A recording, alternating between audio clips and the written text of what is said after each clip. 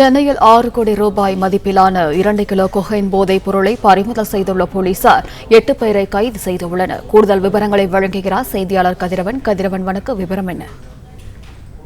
சென்னையில 6 கோடி மதிப்புள்ள 2 கிலோ கொக்கைன் போதைப் பொருள் பறிமுதல் செய்யப்பட்டிருக்கிறது. வன ஊழியர் உள்ளிட்ட 8 நபர்கள் கைது செய்யப்பட்டிருக்கிறார்கள். அவர்களிடம் தொடர் விசாரணையானது நடத்தப்பட்டு வருகிறது. குறிப்பா செயின்ட் தாமஸ் மவுண்ட் பகுதியில் நடத்தப்பட்ட சோதனையில மதுவிலக்கு அமலாக்கம் மற்றும் குற்றப்புலனாய்வு துறையின் நுண்ணறிவு பிரிவு போலீசாரால் இந்த கைது நடவடிக்கை மேற்கொள்ளப்பட்டிருக்கிறது. முதலில் 5 நபர்கள் கைது செய்யப்பட்டு 1 கிலோ கொக்கைனானது பறிமுதல் செய்யப்பட்டதாகவும், அவர் கொடுத்த தகவலின் அடிப்படையில் ராமநாதபுரம் கீழக்கரையை சேர்ந்த மேலும் 3 நபர்கள் கைது செய்யப்பட்டு 8 நபர்கள் கைது செய்யப்பட்டிருப்பதாகவும் தெரிவிக்கப்பட்டிருக்கிறது. கைது செய்யப்பட்ட நடத்தப்பட்ட முதற்கட்ட விசாரணையின் அடிப்படையில் கோயம்பேடு உள்ளிட்ட பகுதிகளில் இந்த கொக்கைன் போதைப் பொருட்கள் கைப்பற்றப்பட்டதாகவும் தெரிவிக்கப்பட்டிருக்கிறது. ஒரு கார், 3 செல்போன்கள் பறிமுதல் செய்யப்பட்டிருக்கின்றன.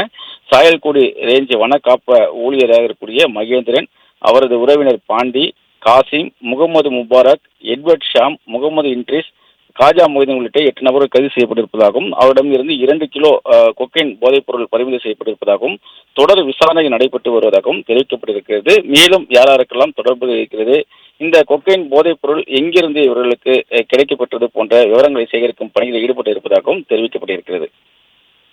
பிளே ஸ்டோர் மற்றும் ஆப் ஸ்டோரில் இருந்து பாலிமர் செயலியை QR கோடு மூலம் பதிவிறக்கம் செய்யுங்கள். செய்திகளை உடனுக்குடன் பெறுங்கள்.